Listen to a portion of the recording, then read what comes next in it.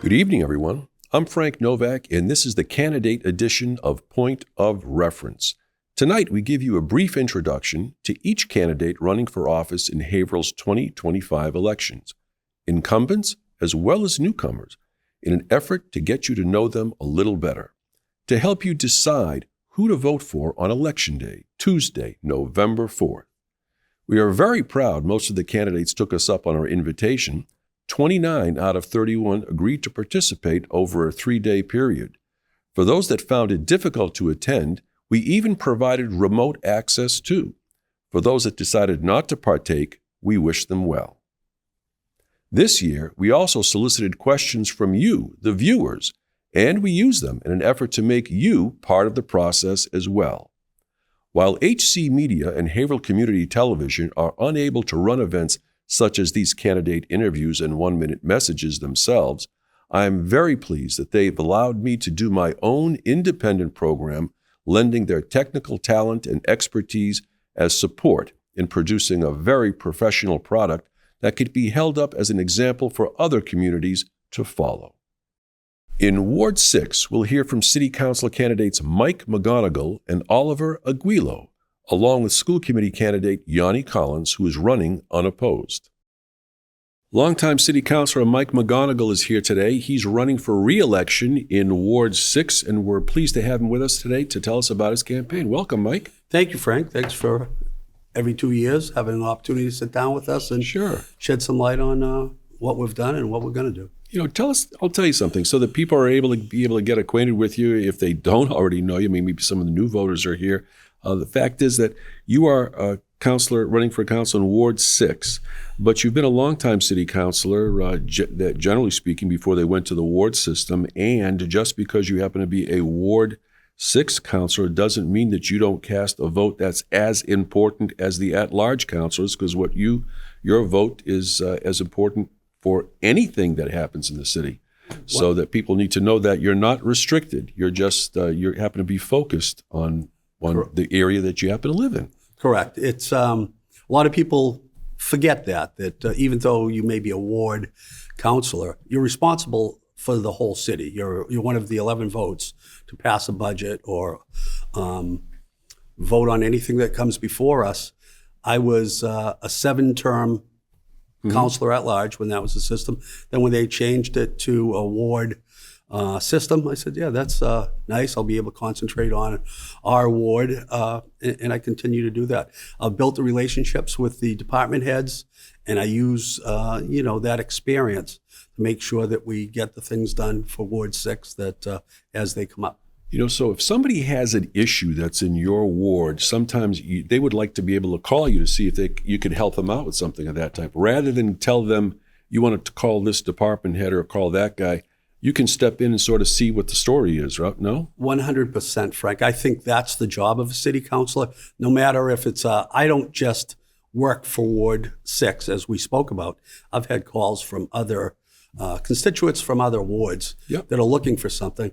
And if I know the department head, which I usually do, if I can make a call to make it easier to do the right thing for the city to go out and help a person out, I do that, whether it's my ward or not. So if you're in the city of Haverhill, that's your constituency, generally speaking. Correct.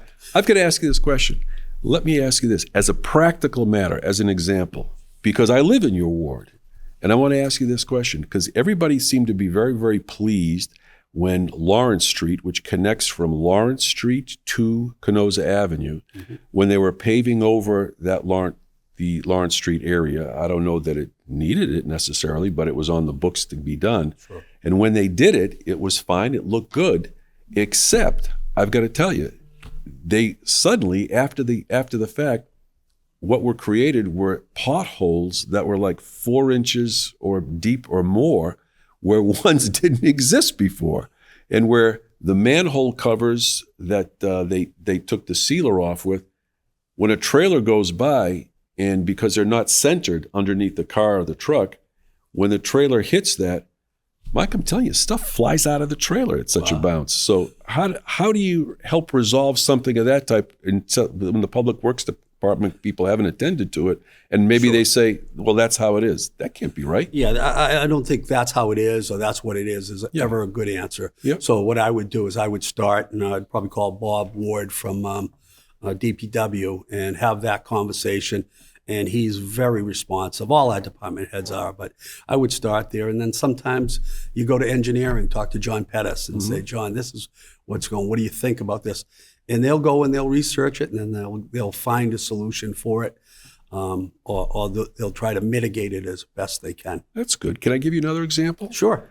If you're going down Lawrence Street that goes into Main Street, there is a stop sign there and a stop line. And if you stop at that stop sign, You have to stop again. correct. Yes. You know exactly what I mean, because you can't see to your left. But if you have somebody behind you and you stop at the stop line and then you move forward to the crosswalk and stop again, there's a 70% chance you're going to get hit from the rear. Well, I don't know if it's 70, but no, yeah, I know exactly. I travel that road a lot as well as I live up in that area. But that's something with the design of that road. There are some things that we could do. We could probably do some striping to change it a bit, but there is a crosswalk that goes across there. Yeah. And so you have to be able to stop before that crosswalk. So See, I think everybody that knows locally knows they run the stop sign because they can't see. So then they stop as they should to take a look at things. But if somebody is not familiar with the area and they want to obey the law, they stop. But then they still you can't have to see. stop again. Yeah. That is a little bit tricky. That's something again that John would, you send into the engineering office. You ask them to take a look at. They've done many solutions with striping to bring that out to make that a little further. And I think something like that could be done there to kind of help that out, or a redesign of that little intersection. There are two examples I've just given you. We'll check up with you later on to see how that is. You gave me some work to do. Okay, well, you're my ward counselor, so that's why I've got to put that out there. But in line with that, Mike, and I appreciate the feedback and the focus on that. In line with that, what do you think are going to be the major things that are going to be confronting the city in the next series as of January? So I think some of the things that are always staples when it comes to elections and how people are going to vote are, are you keeping my city safe? Are you keeping my taxes down? And are you taking care of the infrastructure of the city? And so those are the three things that year after year, 2 years after 2 years, they are the same things that stay, right in front of folks' minds, so front of mind. And so that's what I'll concentrate on. We always, when we come to tax classification, we got both sides. We know we could lower taxes if we could bring in more business. It's harder to do, but we focus on that to try to take some of the burden off the homeowners, so to make it affordable. So we got a nice little city here, and it's I'm proud to represent it. Can I ask you this? Can you tell me, because as I mentioned earlier, the city engineers department is making me the largest map they can on wards. That's a nice colored map. We're going to try to institute it into the program here and later on as well for other programs. Because when you deal with the wards, before you had ward councilors, people would go to the polls and they'd vote. And now I'm here to tell you, sometimes you ask a person which ward they're in, they don't know. Yes, that's the thing.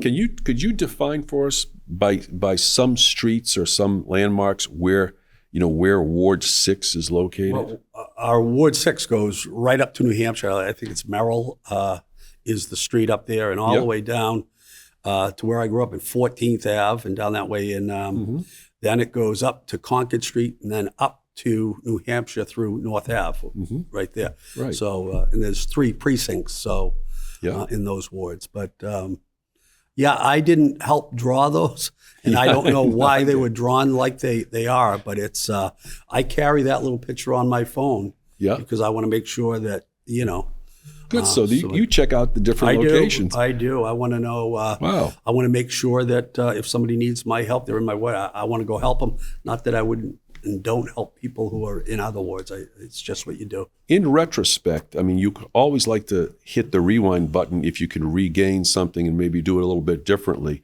Is there anything that you think the city council should have addressed perhaps differently in the past couple of years that maybe you might be able to address in the upcoming session? I think the biggest change that we made, and it was kind of brought to us, was this ward system. Mm-hmm. I don't know if it's a better system or more efficient. So I think that's something that was done, and I think the jury's still out on, was it a success, or do people feel more comfortable having the opportunity to, pick up the phone and call the ward counselor?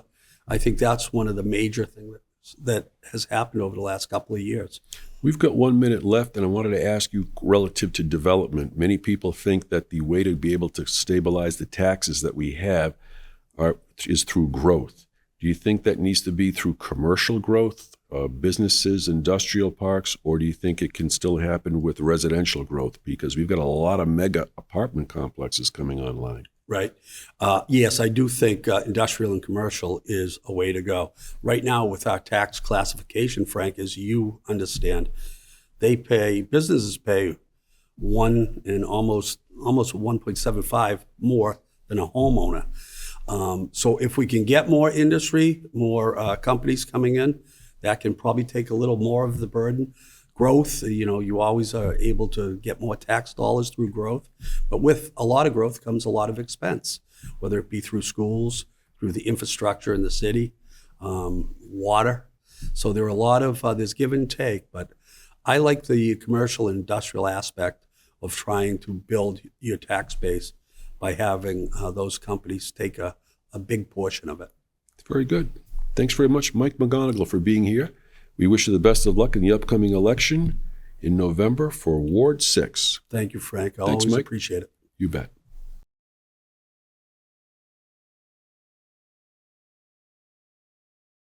We're very pleased to have with us this evening Oliver Aguilio, who is running as a city council candidate for Ward 6. Welcome to the program, Oliver. Oh, thank you. Thank you very much. Thank you for the invitation. Thank you, Haverhill Community TV, on the invitation. Thank you very much. Right. Can you tell me, what is it? This is your second time running. This is my second time running. Yeah. And can you tell me, what was it that prompted you to decide to run for city council in Ward 6? Like I've been telling everyone, the reason that pushed me to run for city council, it was the condition of the street, parks, and illumination on my ward. I live on 12th Ave. Mm-hmm. And my house right next to McNamara Park, and that park is in a horrible condition. They don't really do maintenance. It's a baseball park. It used to be a baseball field, yep. But it's too small, and it was converted into a multi-use right now. Mm-hmm. It's useful for lacrosse, football, and soccer. But right in front, across the street, is a basketball court. Yeah, I've been playing basketball my whole life. I'm 46 and I'm still playing basketball. I got 3 kids. Yeah. 17, 16, and 8. When I bought that house, I bought it because that park. I bought it because that basketball court. And they don't really do it a good maintenance. And that's the reason that I'm running for city council. Mm-hmm. Park, street, illumination, and a few more things that the city needs to address in a different way. When you're talking about maintenance from that standpoint, the person that you happen to be running against, I asked him these questions. I'm going to ask you the same question because I'm in Ward 6. I'm in your ward. Oh, you're in my ward. That's right. Oh, you're probably going to be the next person that I will knock doors and That's entirely possible. My flyer. That's entirely possible. But, it's interesting that in Ward 6, over a period of time, let's say past couple of years, they've decided to pave the streets over. Yeah. Okay. When they pave the streets over, people are, well, okay, that's fine. Sometimes you wonder if it really needed to be paved, but maybe it was on the schedule for preventative maintenance, and I get it. Yeah. So it's scheduled for that. And then when they put the hot top on the street, and they put these little covers over the water connection. And the sewer line connection, the manhole covers, they put covers on that so that when they run the hot top over that and it's done, then they simply pull those covers off, right? Yeah. But when they pull the covers off, what they wound up doing is they created potholes where potholes didn't exist before. So now, some of these potholes are I'm going to say 3-4 inches deep. Yeah. And when just for the about this big, but the other ones, the sewer line, the sewer covers, are like this big. Yeah. And when a trailer, because they're not centered in the road. In the road, yeah. So that if a car goes over it, then the car goes over it, no problem. Yeah. But they're off to the side. So if a car hits it, the car's going to hit it. And that's, there you goes your shock absorbers over time or your struts.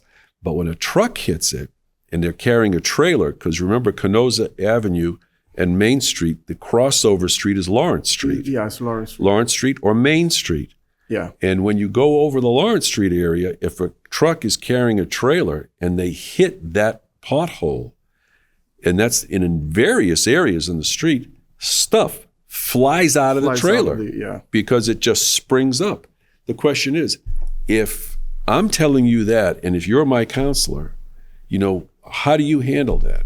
Or do you have me call somebody, or do you say, hey, that's not right, I'm going to find out about that and get that corrected? Yeah. Let me tell you this. I'm a civil engineer, and I'm the assistant engineer for the City of Lawrence. This is my day-to-day, every day, right? Okay. If I see something like that, or any resident sees something like that, they should call the DPW, and they have to fix it up right away.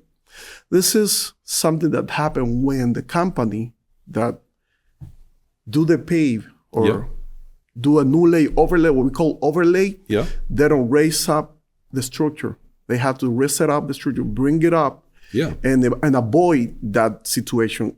As soon as you raise it up, it's gonna be completely flat. Yep. If I get a call from some of the residents, I will call directly DPW and tell them they gotta fix that because this is a safety concern. It can create an accident. And this is one of the most important things, keep people safe. I will do that right away. Call them, and probably I will tell them how to do it because I'm a civil engineer. I know how to do it. Good. Yeah, I know how to do it. Very good. If you get on the city council, the city council will also, and you are talking about, you're not just concerned with Ward 6, because your vote would carry weight just like a councilor at large for the entire city. And there are other sections of the city, whether they be in your ward or not, do they deserve attention, or do they need to have something regrouped or redone? Or given the fact that the buck stops with the city council, where you have to approve the budget for the city. That can be promoted and brought to you by the mayor, but that doesn't go anywhere until the city council gives its okay. What kind of expenditures do you think you're looking at that are major concerns for the city of Haverhill coming up, do you think? I think every city council, if it's a large or by ward, they got the same responsibility. It doesn't matter if you live in Ward 5 and you got no connection with the council of Ward 5. You don't need to call mandatory like, let me call the city council at large, or I can call the 116 because no, you can call the 116 too. And he have to be responsible for the entire city, even when he's just running for one part of the city, right? One of my big concerns is in terms of voting for any projects, councilor need to think about other people, just not myself, right? I can raise on my hands voting for something that I haven't read. A lot of people just vote without reading. They don't really know what they're voting for. You need to read it. And I always put that sample, like I can be wealthy economically, good, but what about my neighbor? What about if I raise my hands just voting for increase the taxes? I'll be good, but what about him? What about the others? A lot of people struggling right now. A lot of people having a hard time because everything is expensive. I'm a civil engineer, I told you, and I had a part-time because I got 3 kids and everything is expensive. And I think at the time to vote for something, we need to care about the others, about the other people. If you've seen what some of the votes have that have been taken, if you could hit the rewind button and have the city council reconsider maybe some of the votes they've taken and seen what the end result is of those votes, Do you think you would have done something differently? Maybe. Can you give an example? Taxes. Increase taxes. That's brutal. Yeah, that's the largest tax increase That's in the largest in the one history in what? 30 years, 40 years? Yeah, in That's history. the largest one. Yeah. Oh, in history, imagine that. And you can create things that bring money to the city. It's not like a magic button that you push it and you get money. No, you have to work for it. You have to get the planning department. You have to get investor, and you got to develop a plan, not for 2 days, not for 3 days, of 3 months, for a year, 2 years, 3 years, and bring more money to the city. Because taxes kill people. Right now, the economic development director and the planning director, the same person that had both jobs, he's retired. Yeah. And now they're having a new job description putting out there. They're looking for an economic development director. They're looking for a planning director. And when they pick those people, they're going to have to be at the top of their game, it seems, because in order to bring in growth to help offset taxes, do you think we should have more growth for housing? Or do you think we should have more growth for businesses? I think we should get growth for both. Yeah. Because I know we have a lot of mega apartments that are coming online, but they start at like $2,200 for a studio. The city is growing. Believe it or not, a lot of people don't want more houses in the city, but the city needs to grow. All city growing right now. Let me give you an example. My oldest brother got a scholarship from the Dominican Republic back in 1984. Okay. At that time, he was living on Danvers. He told me it was a small town at that time. What about now? It's a big city, right? Yeah. And it's happening with all of the city. City are growing right now. And we need to plan ahead. Like, we're going to have more houses. We need more school or bigger school. We need to make a different or create a bigger sewer system, water treatment plant. We need to go on the same path all together. That'll have to be, I get it. Yeah. That'll have to be the last word. Oliver Aguilio. Aguilo. Yeah. Excuse me. Very good. No, that's fine. That's fine. Well, we wish you the best of luck in your council race for Ward 6. Yeah. Thank you very much for being here. Oh, thank you very much. Thank you for the invitation. And I'm going to be knocking doors every day. And if you see a tall guy, bold guy knocking on your door, I'm not selling solar panel. I just want to give you my ideology. Good. Thank you very much. Thank you. We are very pleased to be speaking with Yanni Collins right now, who is running for re-election in Ward 6 for the City of Haverhill for school committee. While Yanni is running unopposed, she still thought it was important enough to be able to be on the air with us today so that her constituents can hear from her as well as her general constituents throughout the entire City of Haverhill, because as we speak, Yanni is doing this broadcast remotely from Worcester, Massachusetts. So we welcome Yanni to the program. Thanks very much for appearing, Yanni. Hi, thank you for having me. Can you tell us, what has been your experience? What do you know now as you're finishing your first term as a school committee candidate and school committeeman? What do you know now that you didn't know when you ran originally? Yeah, thank you for asking that. I have to say, first and foremost, that I'm so blessed and fortunate to hold this role. And besides, my team, my family, God, but definitely the constituents who all voted for me, believed in me, and motivate me every day, our students that motivate me every day. I'm very blessed to hold this role. Something that I've learned over the past year and a half or so is definitely to pace myself. I went into this knowing that there are a lot of things to tackle and there's a certain climate that makes things a little bit challenging.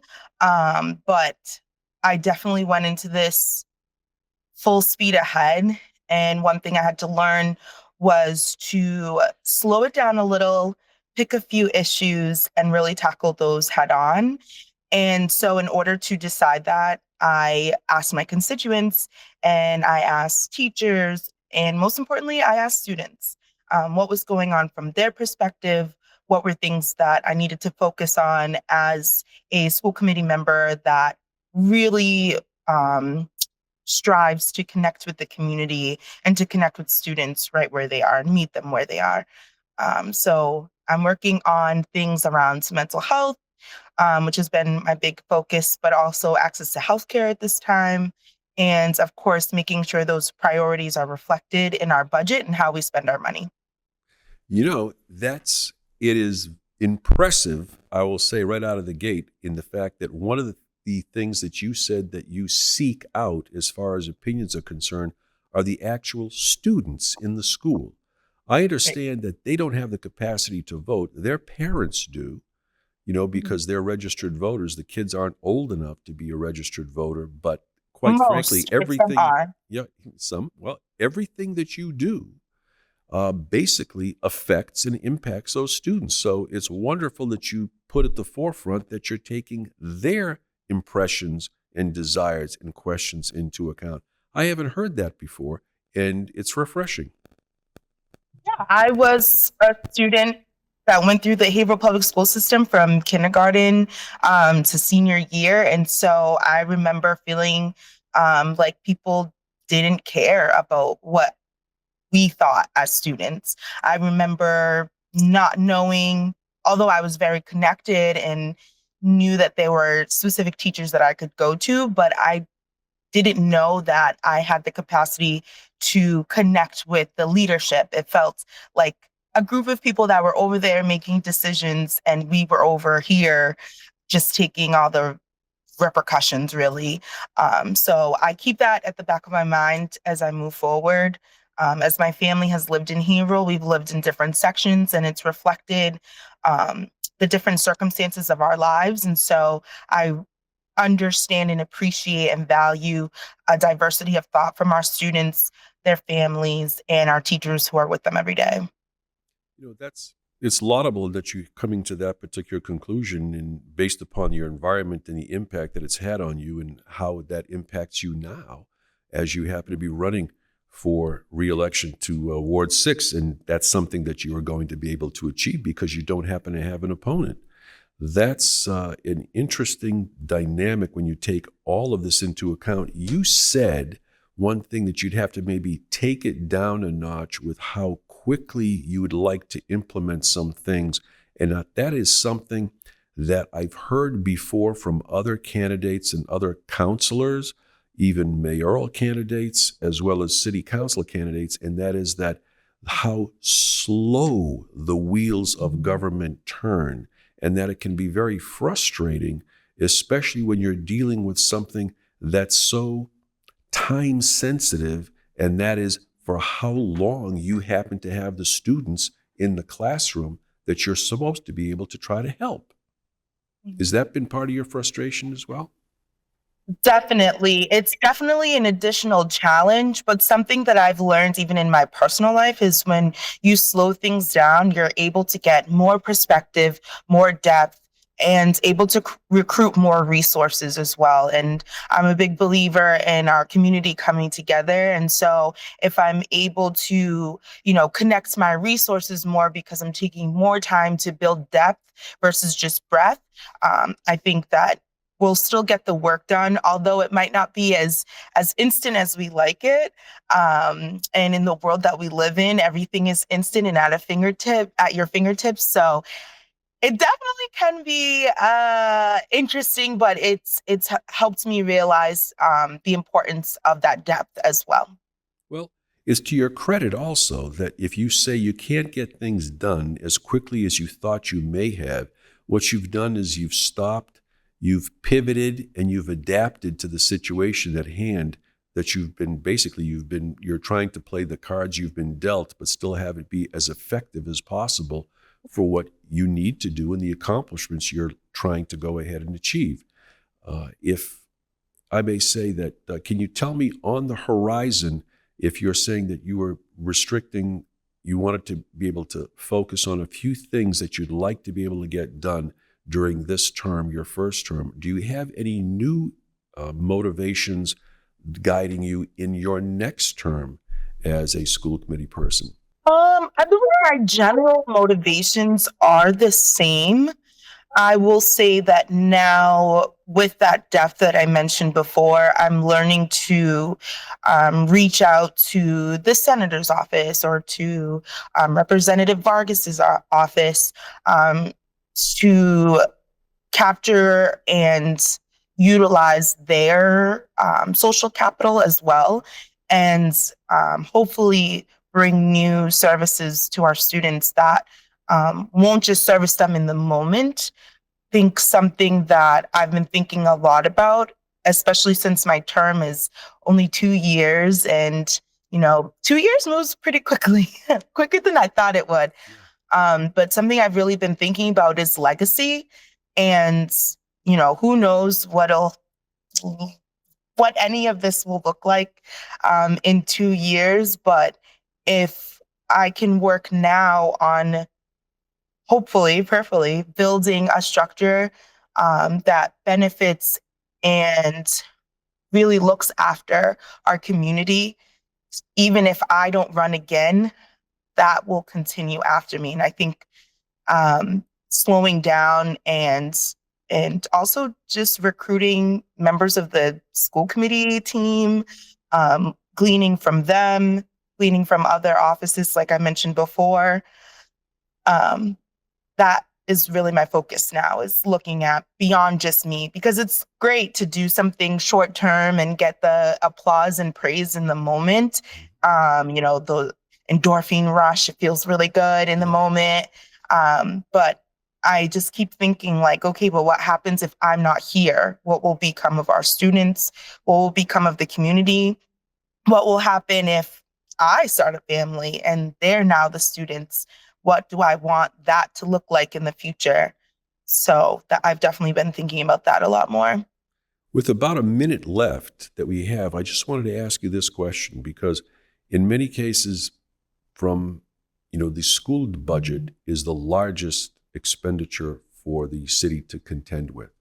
That's number one. But number two, people are suggesting that there may be in the next fiscal year or in 2026, that there may not be as much state or federal funding coming in to help the city of Haverhill, and that may impact all issues across the board financially.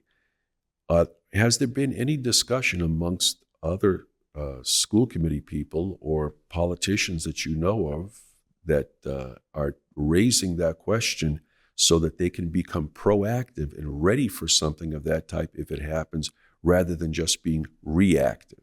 Yeah, that's a great question. And I will say, even in my profession, I'm very much a proactive, let's plan ahead person. The conversations have been had and continue to go on. Unfortunately, it's hard to predict the unpredictable.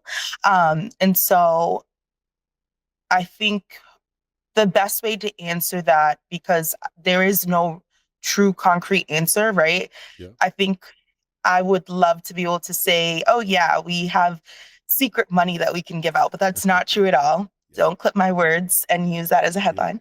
But definitely, I think having a leadership that is looking to the future and attempting to use the resources we have now and preserve as much as we can, so that we aren't falling completely off the cliff if, God forbid, we do get pushed to the edge. With all this uncertainty, I think is so important. And that's why we need leaders that think ahead and are fiscally responsible. And that's why tough decisions have been made even in these last couple of years for our finances. And sometimes it's hard for people to see big picture, but definitely as things move along and progress, we will be able to weather the storm a little bit better. Well, I wanted to give you an opportunity to complete that thought, and I appreciate it, because that'll have to be the last word. And Yanni Collins, running for school committee person in the 6th Ward, we appreciate you being with us this evening so that you can share your views with your constituency in Ward 6 as well as the rest of the city for which you will also have a vote on issues confronting the school department. We wish you the best of luck with your numbers on election night as well. Thank you so much. I appreciate it. Thanks, Yanni. We hope that these interviews have been a point of reference for you in the upcoming elections. And until next time, my name is Frank Novak, and thanks very much for watching. And remember to vote Tuesday, November 4th, because if you don't vote, then you won't count, and everyone should count.